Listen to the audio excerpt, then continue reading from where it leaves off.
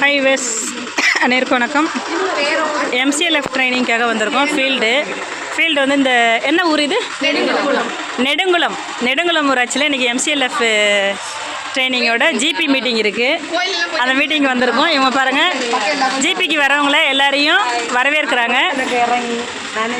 Nedungulam PLF மஞ்சள் குங்குமத்தோடு வரவேற்கிறாங்க. வாழ்த்துக்கள்.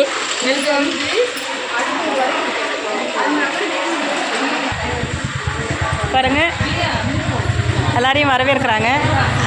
இவங்கெல்லாம் நம்ம எம்சிஎல்எஃபோட டிஆர்பிஸ்க்கெல்லாம் வரவேற்புகள் கொடுக்கப்படுகிறது.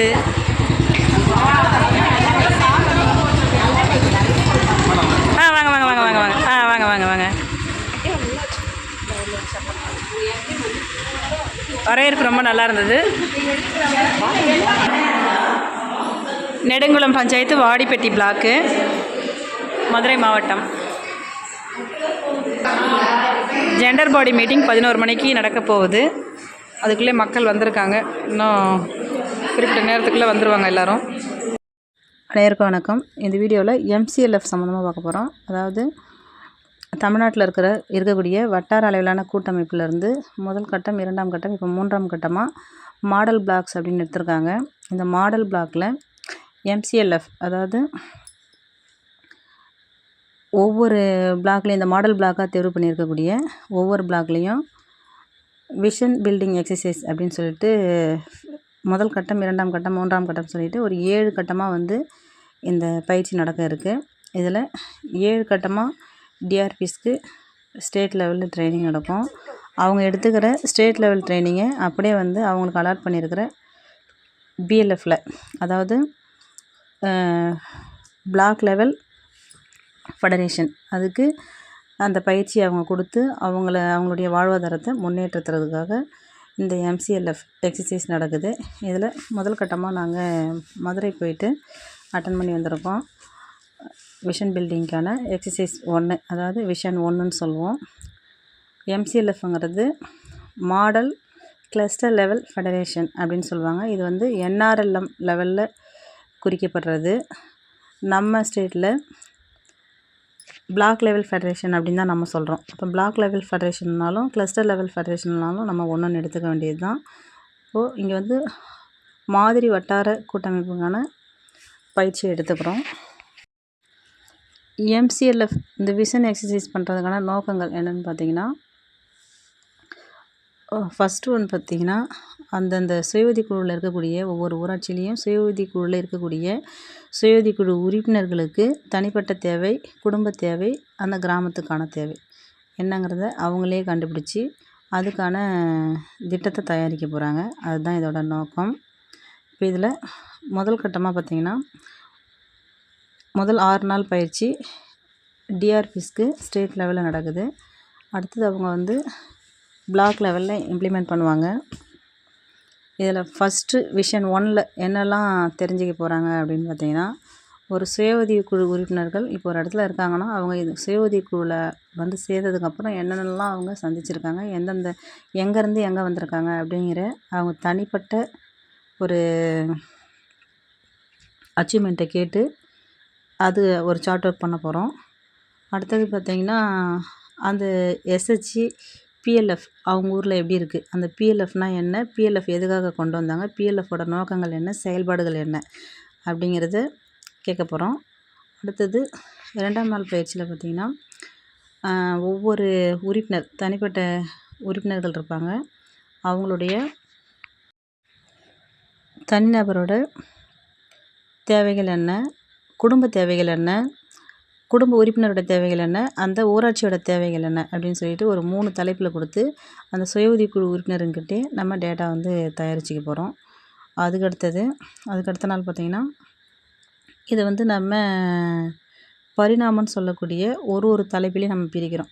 அதில் வாழ்வாதாரம், உட்கட்டமைப்பு, மருத்துவம், ஆடம்பரம், அத்தியாவசிய தேவை, கல்வி, சுகாதாரம் அப்படின்னு சொல்லிட்டு நம்ம பல பரிணாமங்களில் அதை நம்ம பிரித்தெடுத்து அதுக்கு தகுந்தாற் போல் அந்த ஊருக்கு வந்து நம்ம திட்டங்கள் தயாரிக்க போகிறோம். மக்கள்கிட்டருந்து வாங்கியிருக்கக்கூடிய தேவைகள், தனிநபர் தேவைகள் என்னென்ன இருக்குது, குடும்ப உறுப்பினர்களுக்கான தேவைகள் என்ன இருக்குது, அந்த ஊராட்சிக்கான தேவைகள் என்ன இருக்குன்றத ஒரு 4 குரூப் 5 குரூப் வந்து டீம் பிரித்து அவங்கள்ட்ட டேட்டா கலெக்ட் பண்ணுவோம். இதில் எல்லோரும் அதாவது அதிகப்படியாக பார்த்திங்கன்னா நிறைய பேர் வந்து ஒரே கருத்து சொல்லியிருந்தாங்கன்னா அதில் ஏதாவது ஒன்றை மட்டும் நம்ம எடுத்துக்கின்னு மற்றவங்க சொன்னதும் ஓகே தான் 2 பேர் 3 பேர் சொல்லியிருக்காங்க அப்படின்ற மாதிரி அதை வந்து எடுத்துக்க போகிறோம். இதில் தேவையில்லாதது அதாவது நம்ம அரசால் எதுவும் செய்ய முடியாததோ அந்த மாதிரி ஏதாவது இருந்ததுன்னா அதை வந்து நம்ம விட்டுடணும். இதுதான் பார்த்திங்கன்னா இந்த பிளாக் லெவலில் நமக்கு ட்ரைனிங் நடக்கும். இதுவே வந்து நம்ம அந்த பிளாக்கில் இருக்கக்கூடிய ஏதேனும் ஒரு 2 பஞ்சாயத்து தேர்வு பண்ணி அங்கே போயிட்டு நம்ம கள ஆய்வு பண்ணணும். அங்கே ஒரு ஜிபி மீட்டிங் அரேஞ்ச் பண்ணி அதாவது பொதுக்குழு கூட்டம் அரேஞ்ச் பண்ணி அந்த ஊரில் இருக்கக்கூடிய மக்களுக்கு என்னென்ன தேவைகள் இருக்குன்றதை நம்ம கண்டறிவோம். இதுக்கு வந்து ஒவ்வொரு பிளாக்லேயும் கோர் கமிட்டி நல்ல முதன்மை சிஎஸ்டி சிஆர்பி புக் கீப்பர் அந்த மாதிரி இருக்கக்கூடியவங்கள ஒரு பிளாக்குக்கு குறைந்தபட்சம் அவங்க வந்து ஒரு நபர் வந்து ஒரு 3 பஞ்சாயத்து பார்க்குற மாதிரி நல்ல ஆக்டிவான ஒரு பர்சனாக செலக்ட் பண்ணிவிட்டு அவங்களுக்கு இந்த கள அளவில் போயிட்டு எப்படி எப்படி டேட்டா தயாரிக்கணும் அப்படிங்கிறத பிளாக் லெவலில் என்ன பண்ணமோ அதை அப்படியே அந்த ஆக்டிவிட்டியை பஞ்சாயத்து அளவில் போயிட்டு அங்கேருந்து டேட்டா கலெக்ட் பண்ணுவோம். அதுக்கடுத்து தொடர்ந்து இந்த கோர் கமிட்டி நம்ம தேர்வு செஞ்சு வச்சுருக்கோம் இல்லைங்களா, பிளாக் லெவலில் ஒவ்வொரு பிளாக்ல இருந்தும் 15 பேர் 20 பேர் அந்த மாதிரி தயார் பண்ணி வச்சுருப்போம்.